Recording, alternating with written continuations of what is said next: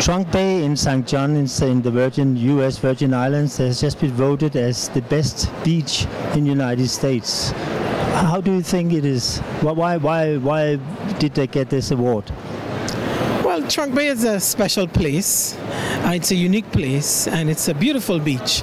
And it's not surprising to see that it was rated among, the top 10 in the world and the #1 in the United States. It's a lovely place to be. And I understand. Can you describe the beach? How it is? The beach itself is about a half a mile. It's white sand. It also is home to an underground national park that you can actually snorkel and see the beauty of under the ocean in the Virgin Islands. So it's not only a beautiful beach and above the water, but it's also a beautiful place beneath the water. But I understand that on the busy day you can have about 1,000 people coming there in the beach. Is that too much? Is it too crowded for the beach, or? Well, I don't think it's too crowded. I think there's space enough for that many people. I think it's probably the number is probably a little bit lower than that, but we do get a lot of people to Trunk Bay on a busy day. Yes. And I also understand that this is the only place that you should pay to get into the beach. How much is it, and why do you have to pay? Well, it's not very much. It's about $5 per adult, and sometimes payment is necessary. It helps to maintain the beach. The beach is run and maintained by the National Park Services, and that helps to keep the upkeep of the beach.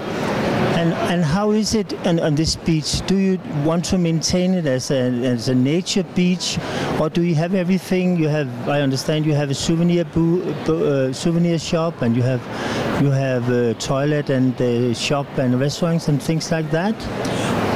Absolutely, those are conveniences, but we absolutely maintain that beach as a natural beach. The conveniences for visitors, like you mentioned, are the souvenir, are the souvenir shop, the snack shop, changing rooms, and restrooms. Could you describe the history of St. John? Well, certainly. Well, St. John, most of the land that is national park, it's about a little under 70% of the island, was donated to the people of the Virgin Islands by the Rockefellers, and it's to remain as part of the Virgin Islands for the people of the Virgin Islands. And there are 3 islands in the Virgin Island. Which one is the most popular? To tell you which one is the most popular, what can I say? I would say it all depends on what you like to do, which one will be the most popular. You have St. Thomas, St. John, St. Croix, and you also have Water Island. But I think if you like nature, you like St. John. If you like shopping and cosmopolitan life, you would like St. Thomas. And history and culture and great gastronomy would be St. Croix. So that's how I will choose my favorites. How is it, St. Thomas, that's of course is the big destination for cruise ships. But what about the future for the U.S. Virgin Island? If you look at it with regard to tourism? Well, the future for the Virgin Islands with regard to tourism is bright. It looks great. We are recovering well, and the cruise ship season moving forward, coming in 19, looks great, and it's promising. And the Virgin Islands is a promising destination, and will continue to. We are open for business as we are in the midst of rebuilding. And what on Trunk Beach, is there any new development there, or will you keep it like it is now?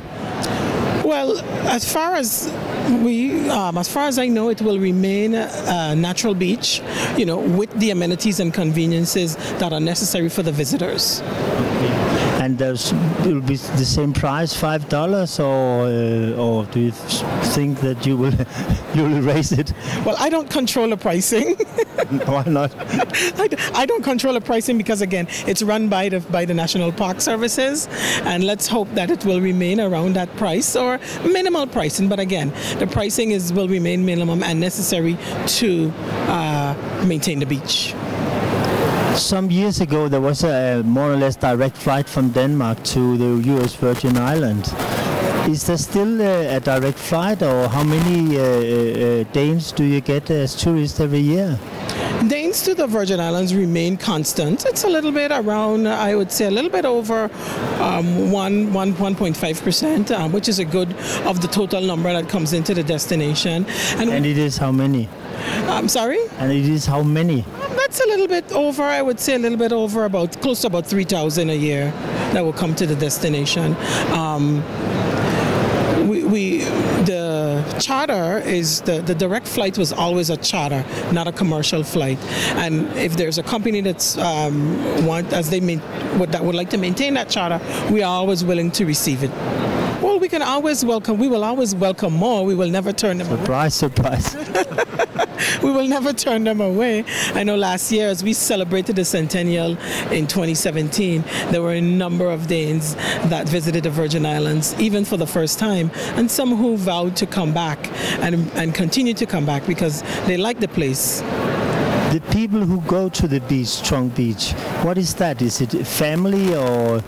Everyone. You have children, you have families, you have couples. It's a family beach. It's a beach for everyone. And there's no danger. I mean, you go out and then suddenly it's very deep. How deep is the water when you go out there? Well, I can't tell you the depth of the water, but I can tell you can have a fun swim in the water, and you can dive in the water, and you can go out to the there's a marked underwater park, and you'll have a great time. Okay, last question. Can you see a mermaid? When I see a mermaid, I'll call you.